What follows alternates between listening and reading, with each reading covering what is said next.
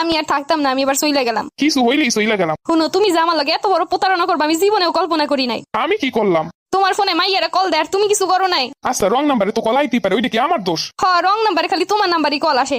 কই আমারও তো একটা মোবাইল আছে, আমারও তো দুইটা সিম আছে, আমার ফোনে তো কোনোদিন কল আইলো না রং নাম্বারে। আচ্ছা, তুমি আগে দেখো নাম্বারটা কার কোন জায়গা দিয়ে দিছে, আমার সাথে কোনো সম্পর্ক আছে কিনা। এখন আর শাক দিয়ে মাছ ডাকা লাগবো না, যা বোঝার আমি বুঝা গেছি। তোমার সাথে অবশ্যই কোনো সম্পর্ক আছে।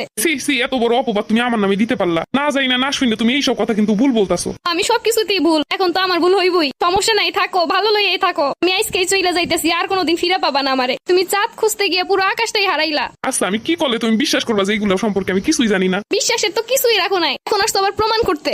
আমারে যখন ভালোই লাগে না, তাহলে এতদিন আমারে নিয়ে এমন চিনিমিনি কেন খেললা? তোমারে নিয়ে আবার আমি কি খেললাম, আর আমি করলামটা কি সেটাই তো বুঝতাছি না। কোনো কেউ যদি আমার ফোনে কল দেয় ওইটা কি আমার দোষ? আচ্ছা, রং নাম্বারে কল দিব, পুরুষ মানুষ দিত, মহিলা মানুষ কেন রং নাম্বারে কল দিবে? এইটা কি আমার দোষ? শোনো, তুমি আমারে যতই ভুলভাল বুঝা, আমি ঠিকটা বুঝাই গেছি। আচ্ছা, তুমি